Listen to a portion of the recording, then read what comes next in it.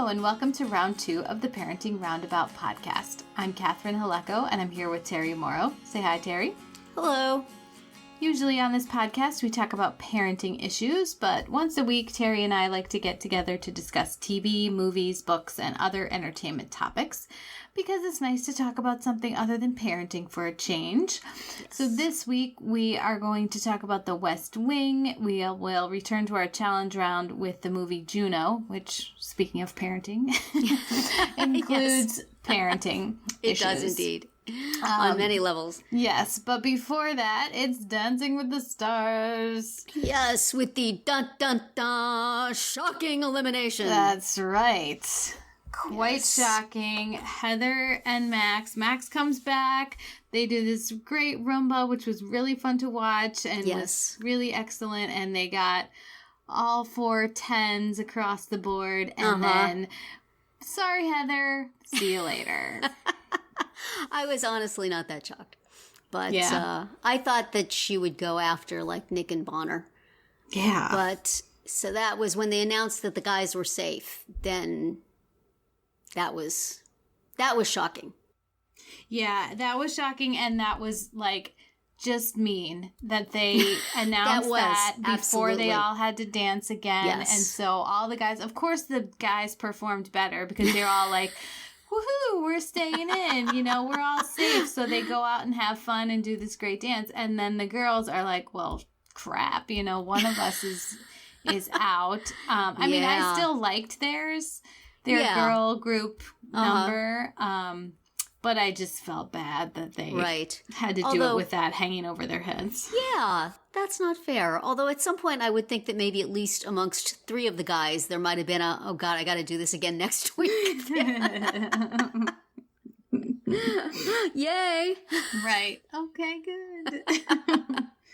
Well, it was interesting because I was looking at Entertainment Weekly's coverage and they had a little poll about, you know, why do you think Heather got ousted? And their big theory was that, you know, she has too much dance experience. Yeah.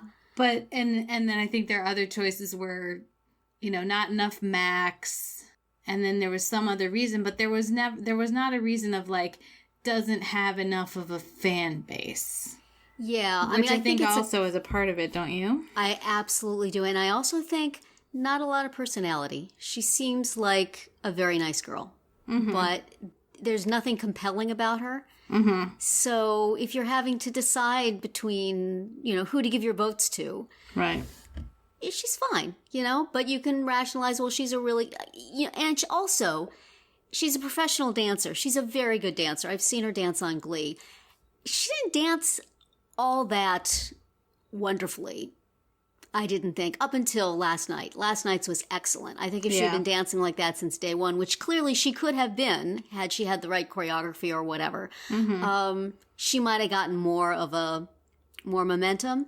Right. But she just, you know, I think part of the problem is that there's a lot of ringers this season, so she doesn't stand out that much. Mm-hmm. You know, she's a professional dancer, but really so is Normani, and to some degree so is Simone, and in the past so is Nancy. And so she's not like wowing the crowd over and above what other people are doing. Right.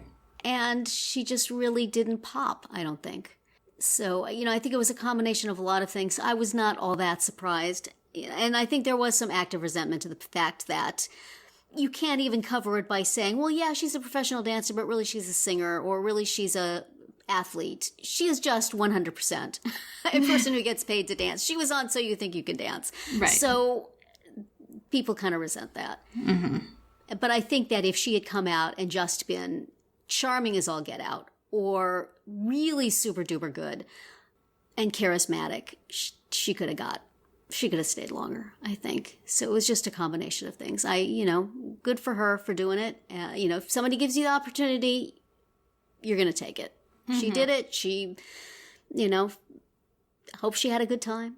Right. She raised her profile a little bit, maybe. Mm-hmm. But yeah, I think she should have been on a couple of weeks longer at least. But well, definitely. I'm not going to be crying that she's gone. I don't think she takes it. Yeah. The guys that you mentioned, yes. Bonner and Nick. Like, and, you know, David's got to be feeling a little embarrassed too that he's there past her because he's trying his best, but he's somebody who's a personality and you enjoy having him there. I don't think that the show will be particularly worse off for her absence, which is maybe a problem. I think this was before my time, or maybe when I had just started to watch it. Do you know who Sabrina Bryant is? No. She was one of the Cheetah Girls. Is that before your kid's time? I know who they are, yeah. Yeah, well, she was one of them, a Disney kid. More or less a professional dancer. Right. Excellent work on Dancing with the Stars. She was terrific, but she also got booted off really early. She has been the previous Heather Morris. So from now on, the spotlight is off Sabrina. Everybody will be talking about Heather as the really, really good dancer who was shockingly eliminated. But before that, it was Sabrina. So sometimes you can be really good, but if you just don't have that combination of being both good and having a large fan base to vote for you and being entertaining with your personality, right? You're not, it can happen. So I was sad that it was not Bonner or Nick because I thought they don't add that much either. I think surely they will be gone next week, possibly David, but I would guess one of the other guys, right? But they love this sort of thing. They love being able to promote a shocking elimination. Right. Anyway, so what did you think of the people who are still there? What did you think of their dances? Well, I felt like, Nancy and Artem, they went back to the same package that we talked about last week, enough already with I can't do it. Yeah. Yes, you can. And her fierce Paso face was as unconvincing as Simone trying to continue to look sexy in the samba. Yes, stop making that try to happen. We reward effort. Yeah, Nancy was so much cuter last week when she got to smile. Yes, but I think you do what's asked of you. I applaud. So I thought she did fine, and I am still giving the majority of my votes to Nancy. Well, and I thought that she danced really well. Yes, it was the footwork and everything else about it, but I just couldn't buy the face, right? In the same way that I can't buy Simone trying to be poor sexy. Simone. Can they not do that to these gymnasts, why do please? They have to do that? It's stop. Not fair. I know. And poor David, that was scary. He almost dropped Lindsay. That was. I don't think he actually would have dropped her, but he would have caught her in a really awkward way on the way down. It would have but that's, we've seen Lindsay do those kinds of lifts with younger, stronger guys, and they've been impressive, and she's gotten the points for them. Right. So now she pays the price. Yeah. But, again, he did what was called for him to do. I think the part where he was dancing, he did pretty good. The lifts were unfortunate. It seemed, that one I felt like the scores seemed kind of low. I get it. Yes. It wasn't perfect. It wasn't great, but they seemed low. Yeah. And then it was followed by Rashad and Emma doing a tango, which, yes, I could see that it was better. Yes. He's got a little plodding to him, though, on these classical dances, that he's got to get a little lighter on his feet, I think. Rashad. Yes. I noticed that last week and this week. Which, not to say I could do any better, just that I notice he seems a little heavy on his feet. Mm-hmm. But still perfectly enjoyable to watch. An excellent jacket. Yes. And Bonner and Sharna, I felt like Bonner didn't have that much to do. And no. They tried to cheesy say wall thing. And they tried to say that then in the Rumba, that's sort of his job. But then when Max came out and did a Rumba, he was all over the place. So he was. That was a nice Rumba. I like that dance he and Heather did. Mm-hmm. And Nick's jive, I thought, was slow. Was it? I think they slowed it down. I thought it was slow, and also it just felt kind of forced to me. It's supposed to be really, really fun and energetic. Yeah. And it didn't feel that way to me. It looked like something in a high school play. You know, it's like we got the guys out there and we're just sway and jump a little bit and kick your feet and we'll say it's dancing. Right. So that was not impressive. Mm-hmm. And Normani's was enjoyable as always. What I'm seeing from people online is that it did not have a lot of whatever dance it was supposed to have in it. It was just an enjoyable performance of movement. Right. Which Len, I believe, called them on. The judges said that, and I agreed with that there wasn't a ton of salsa, but it was still fun to watch because she's good at it. It is, yes. But Val needs to not argue that stuff. Right. The pros need to not argue. Just take your medicine. You know what you did. Right. But I was glad they explained that the Argentine tango allows the lifts where the other one doesn't, because I didn't know that. And so I was waiting for the lift cop to come in. But kind of wish that Rashad and David had the reversed. Yes. Because I think Rashad may have done those lifts a little more solidly. Absolutely. That would have been better. It's hard. I could definitely tell that this was like the first two full dance week. Because there seemed to be more stumbles and mistakes for everybody on the first ones. I think just because they've gotten so much to do. And they're tired. That's hard. You know, you signed up for it, so don't whine, but it's hard. So, and I absolutely loved when Nancy was going, well, Mel B and Max did this same song in season whatever. Right. Like, she watches the show. Yes. Yes. You have done your homework, girl. Good job. Exactly. So she knew what she was in for. So stop being so nervous. But yeah, right. I mean, I do think it is part of her process, and it is just the way she is, and that's fine. But we don't need to see it every single week. No, that's the clearly thing. She's working through it, and she's performing well. And Artem is very happy with how she's doing. So stop trying to make it a thing. So another week, and next week is supposed to be movie genres, which sounds potentially unpromising. Why do they have to be themes again? Not movie songs, but movie genres. That's kind of a weird thing. There's somebody in a cubicle somewhere at ABC churning out these ideas. Right. Hack like me somewhere. It's like the kind of thing I would have done at one point in my career. Right. Come up with 20 ideas for Dancing with the Stars theme nights. Okay, got it. On it. Be right with you. So. Yeah. All right. That would be the one that was down towards the bottom of the list when I was really out of ideas. Movie genres. Yeah, sure. Well. So we'll see how that goes, and we'll just keep hoping that next week is Nick's week to say goodbye. I voted for everyone except him. Oh, but you spread your vote out too thin. Well, no, I did give some people more than... Okay. Yeah.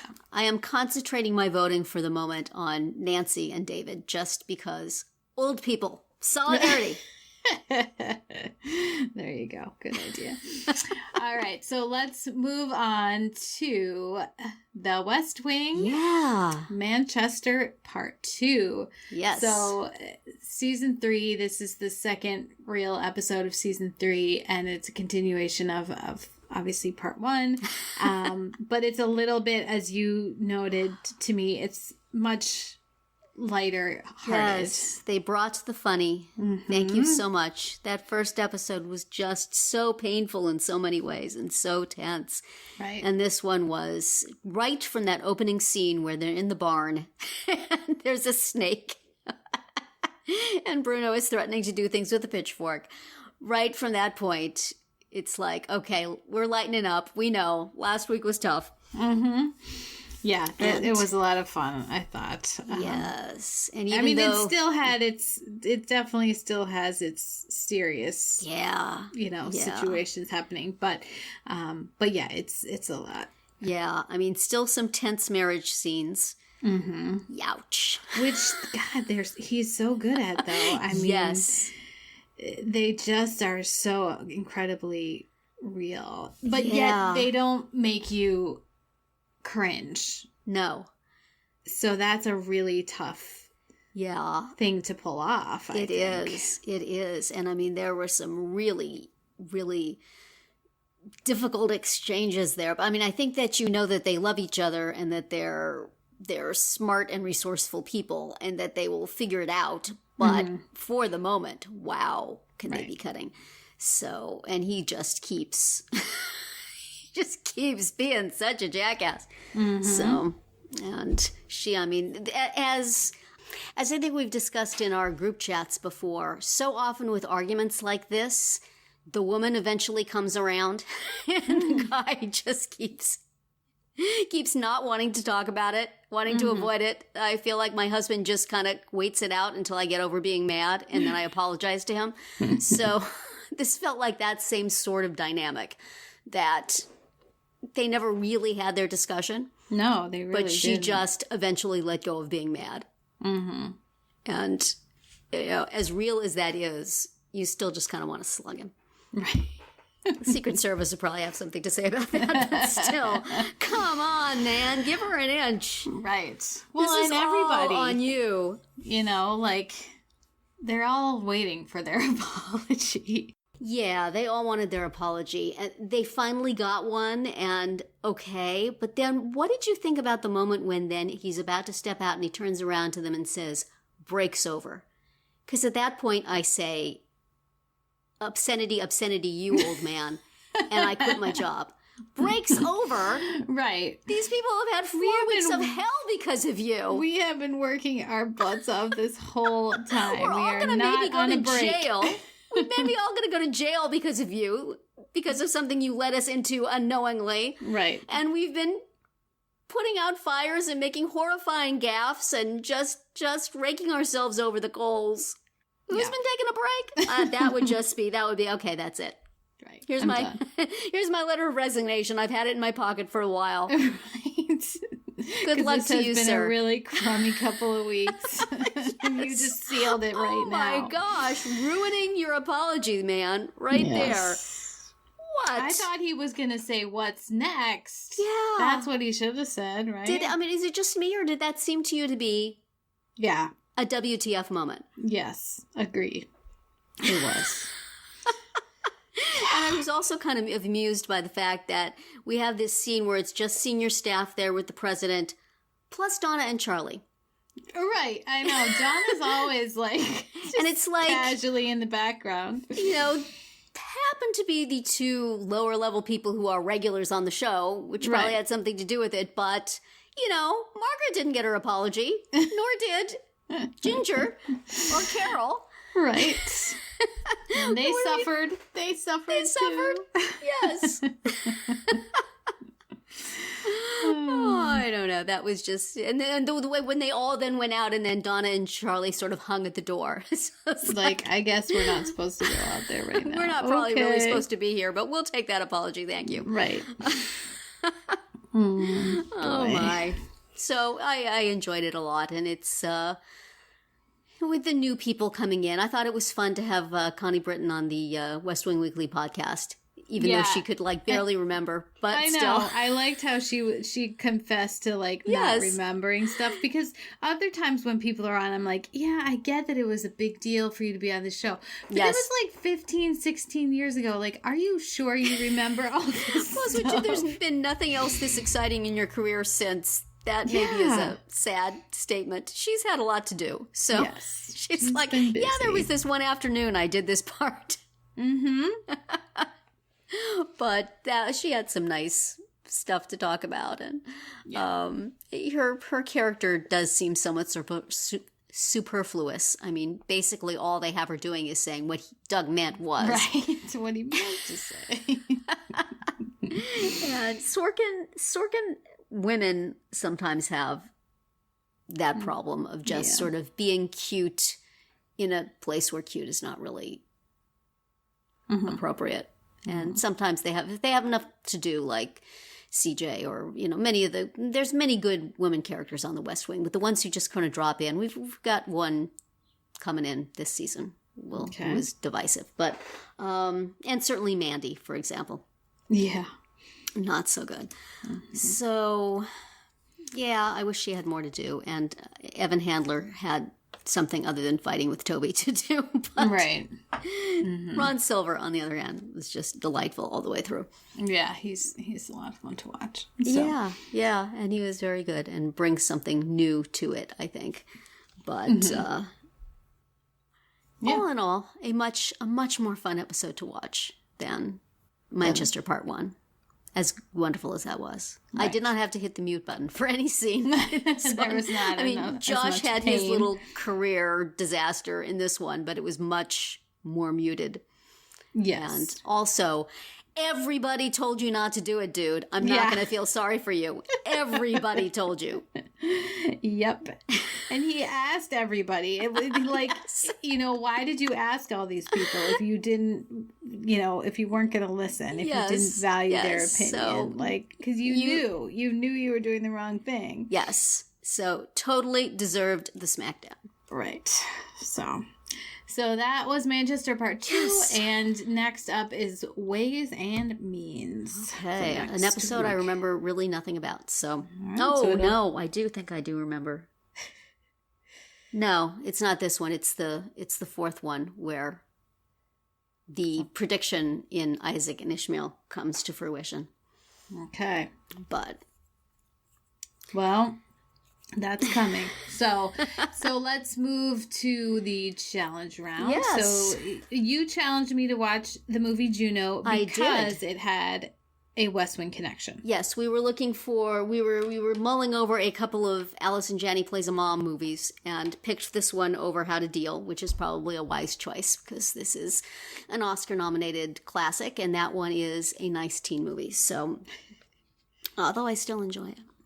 Anyway, so I was interested to watch Juno again after some time, just to see if it had aged well and if I still enjoyed it. And I did enjoy it very much and, loved the same parts all over again. So what did you think of it? This is your first time watching it. Yeah, my first time. And it's one of those movies that I've been aware of and I've been like, I should watch that movie. Why haven't I seen that movie? And yes. I did really enjoy it. I didn't find it irritating. Like, I was a little surprised that we never saw Rainn Wilson again after the opening scene.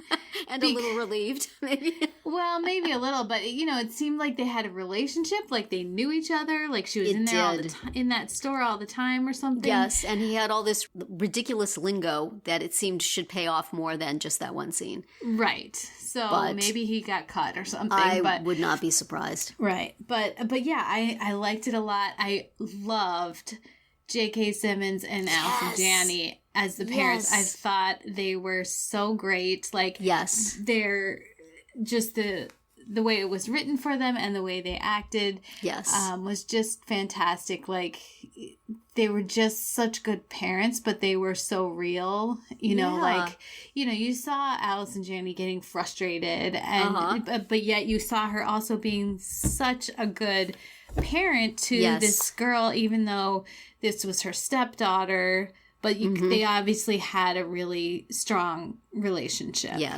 Yes, I agree. I love that. The whole, both parents. J.K. Simmons, I don't know if I'd seen him in much before this.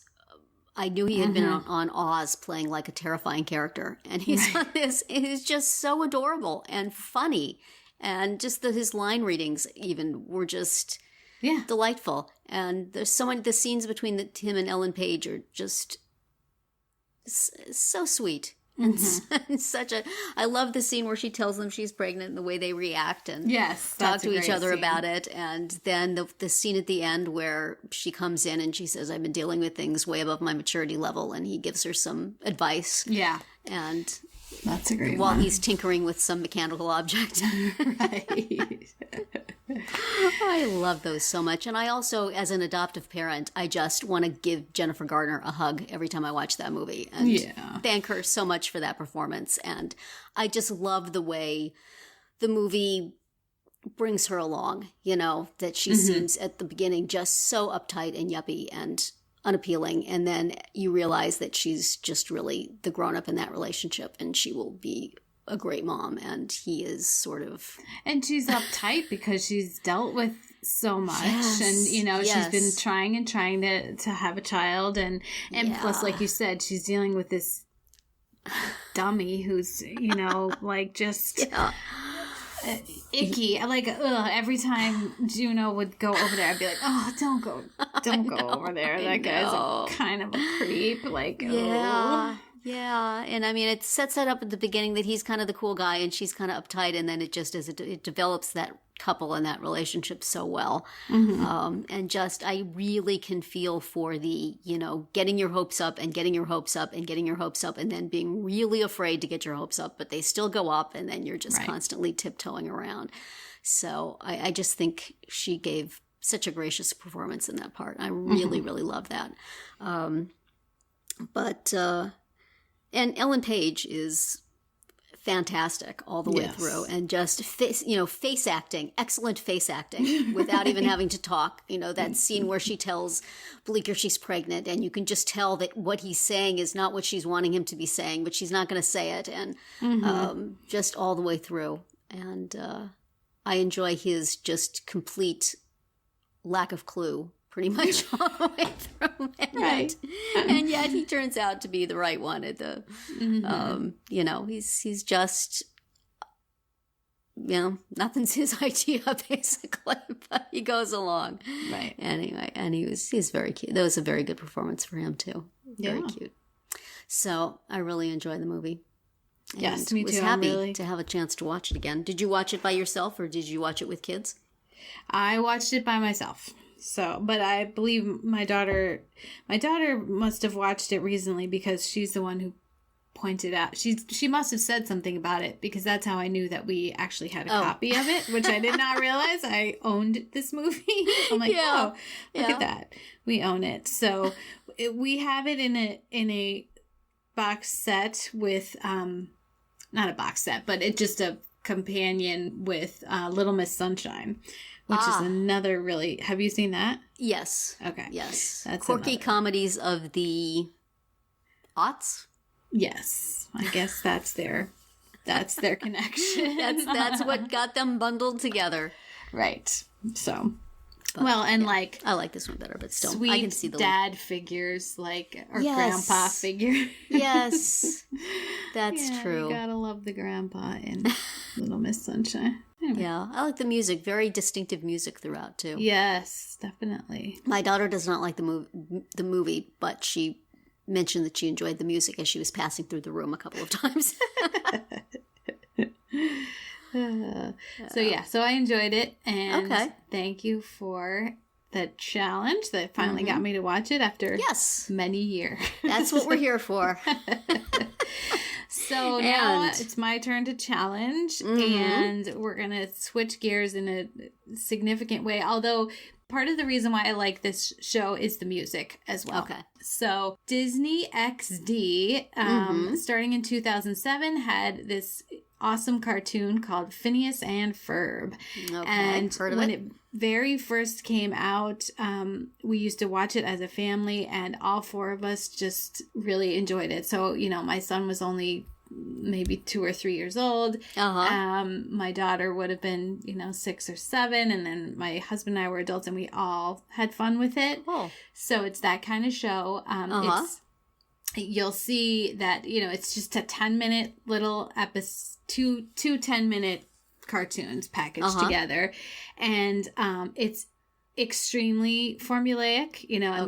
There's the same story pretty much every time, but it's just so well done and funny, and it's got great little tunes mixed into it, and it's quirky characters, and it's just a lot of fun. So I picked out several episodes, but like I said, they're all 10 minutes long. Yeah. So we will list, they're all from the first season, and we'll list them on our parentingroundabout.com page for you. It is on Netflix, and it is on demand on my cable company system. So I hope others will be able to find it. Yeah. And apparently it's still playing on Disney XD. You might be able to just coincidentally catch the very one we're talking about. Exactly. So okay, well, that should be fun to watch. I'll see if I can rope any offspring to watch it with me. But they very well might like it, because it's clever. It's fun. So. Okay. Sounds fun. So check that out, and that's going to be it for our round 2 today. Please subscribe to our Parenting Roundabout podcast so you won't miss any of our episodes, including our daily speed rounds and our weekly group chats. As always, you can find recaps, links, and an opportunity to comment on our website at parentingroundabout.com. Bye, Terri. Bye, Catherine. Goodbye, everyone.